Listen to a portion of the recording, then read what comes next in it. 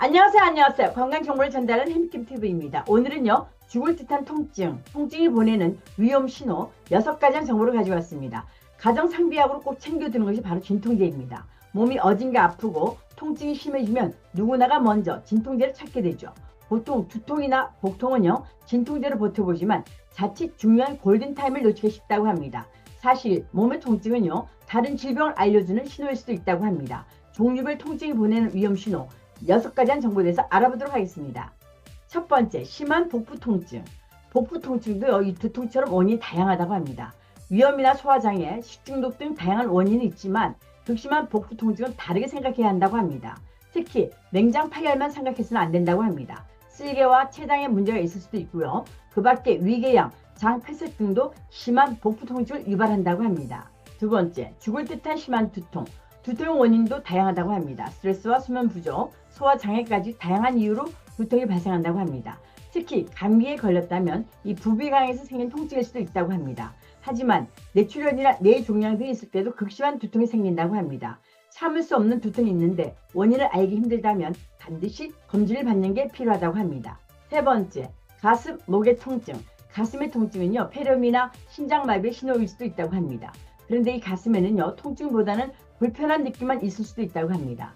가슴 위쪽이나 목, 턱, 왼쪽 어깨나 또 팔, 그리고 복부에 묵직한 불편함이 느껴지고요. 메스꺼움도 있다면 심장병을 의심해 봐야 한다고 합니다. 특히 불편함을 느낄 때 속쓰림이나 위통으로 잘못 생각해서 시간을 지체하는 경우가 많다고 합니다. 때론 응급구조대나 병원 응급실에 연락해서 조치를 취해야 하는 치명적인 심장병인 경우가 종종 있다고 합니다. 네 번째, 종아리 통증.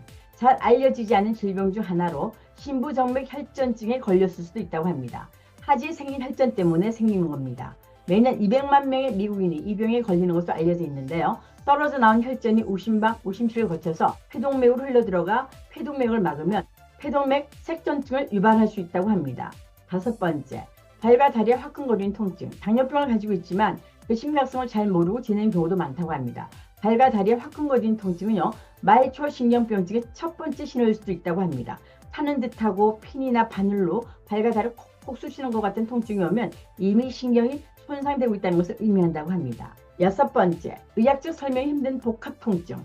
정신과 전문의들은요, 우울증이 있으면 다양한 육체적 통증이 나타난다고 말합니다. 우울증 환자들은요, 두통과 복통, 사지통 혹은 또 이 모든 것이 복합된 통증이 일어난다고 호소합니다. 통증으로 아플 때는요, 조용히 참고만 있으면 안 된다고 합니다. 우울증이 심해질수록 삶의 질이 더 악화되기 때문에 두뇌에서 구조적인 변화가 일어나기 전에 적극적인 치료가 필요하다고 합니다. 이렇게 오늘은 죽을 듯한 통증이 보낼 위험 신호 6가지 정보에 대해서 알아봤는데요. 이 내용 잘 참고하셔서 여러분 건강 지키시는 데 도움되시기 바랍니다. 오늘 내용이 마음에 드셨으면 구독, 좋아요 부탁드리겠습니다. 여러분 대단히 감사합니다.